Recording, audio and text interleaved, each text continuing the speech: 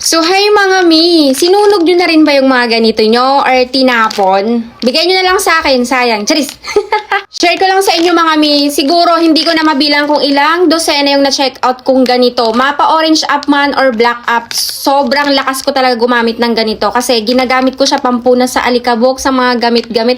Alam, pinalilinis ko siya sa lahat, pati sapatos. So, ayan, pinanood ko nga yung reklamo about dito. Pinanood ko talaga siya hanggang sa dulo. So, nagbasa din ako ng mga comments. So, ang daming nag-comment din doon na mga mami. Bukod sa mga against dito talaga na hindi sila bumibili kasi sobrang mura nga daw. Pero ang dami ko ding nabasa ng mga mami na talagang bumibili daw sila ng ganito at ginagamit din nila sa baby nila.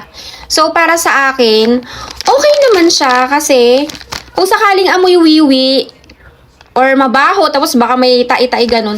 Kasi di ba sealed naman to mga mi?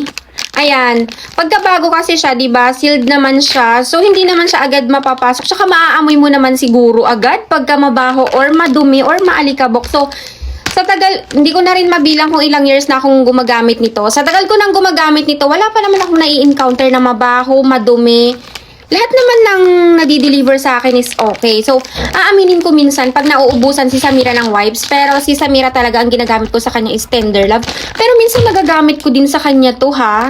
Nagagamit ko din sa kanya to kahit ako pinampupunas ko nga to sa pagmumukha ko minsan. Pag tinatamad ako maghilamos guys, ayan.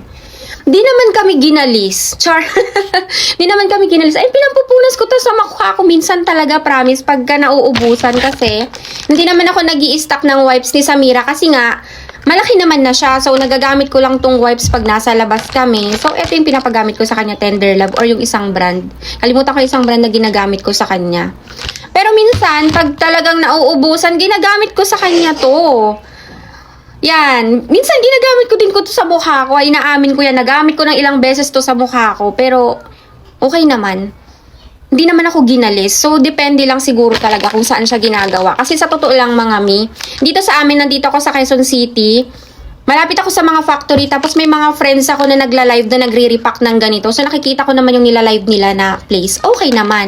Siguro, depende na lang siguro sa binabagsakan ng mga ganitong wipes. So, mga mi, baka may gusto kayong sunugin or itapon, ibigay nyo na lang sa akin. Sayang, pampunas ko ng alikabok kahit sa mukha ko. Hindi naman ako ginalis eh. Charis!